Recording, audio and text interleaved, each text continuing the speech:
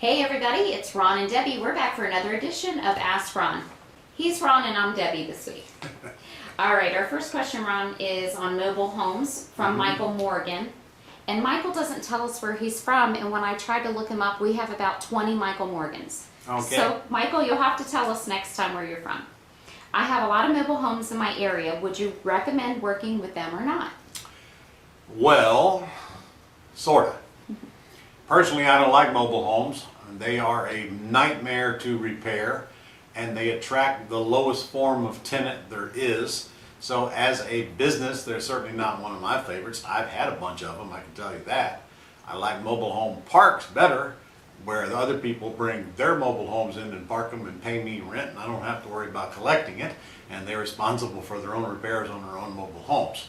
I can't tell you there isn't money in mobile homes, but I gotta ask, why would you want to take on all of that grief for small amounts of money when you can do single family houses and make a lot more money with a lot less work and a lot less grief?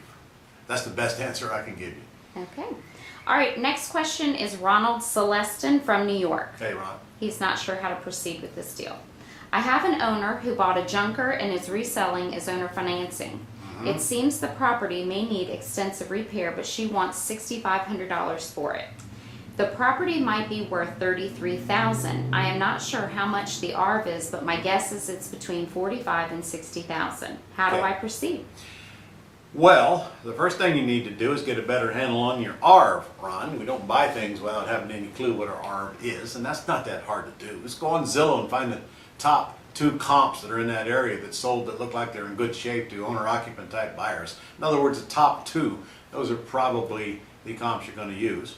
Secondly, if she sells it to you for $6,500 with owner financing, and I assume it's with nothing down, and you're getting no interest on your payments, then I don't know how you can argue with that deal. That's a great deal. I'd go ahead and buy it and close on it. You did mention in your question, though, that you paying I would not pay $500 or $600 a month for a house I'm paying $6,500 for.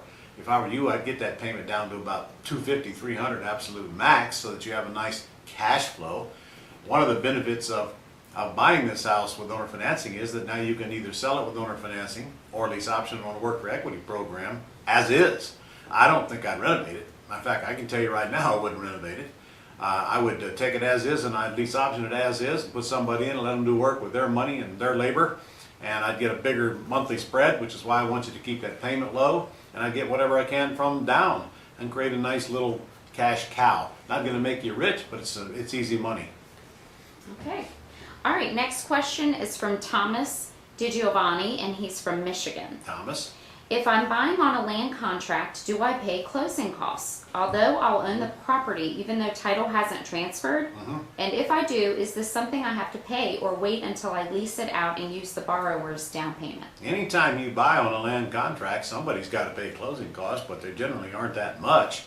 If the seller's not getting any money, it's going to be you paying them. If the seller is getting money, they can pay some and you can pay some, but sure, somebody's got to pay closing costs. And no attorney's going to draw up the land contract for you without getting paid. And of course, if you do find one, I want his name, because I'll probably have some work for him as well.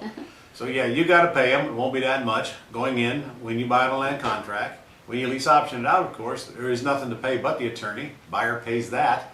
When you sell it, then you'll have to decide then who pays those closing costs, because that's generally split between buyer and seller as well. All right, Ron, next question. Christopher Montgomery from Washington State. Uh-huh. When looking for tenant buyers, would it be advantageous to ask mortgage brokers to supply you a list of buyers who were not approved for a trading loan? If this would be a good idea, what type of compensation would you offer them to make it worth their while? I don't know why you want to work so hard. First of all, asking mortgage brokers to supply you with a list of anything is probably an effort in futility. There's not much in it for them and no reason for them to do it. Secondly, why don't you just do as we instruct you to do and have your VAs run ads online and put pointer signs to the house, and you're probably going to find all the buyers you want. And in fact, most of our students have a big pile of buyers and they don't have enough houses to feed the buyers. When you get the word out that you're going to sell on terms, the buyers will come. It's not that hard to find them. Okay, great. That's all we have this week. Okay, guys, I'll see you next week. Look at here, we're almost the end of August already. Coming up on Labor Day pretty soon. Before you know it, the year will be over. So how many deals have you done this year? If the answer is none, why not?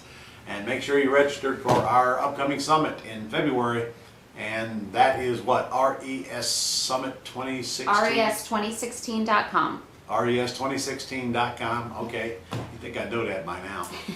We're going to have a great event, and I got several things going on between now and the end of the year, so keep in touch. See you next week.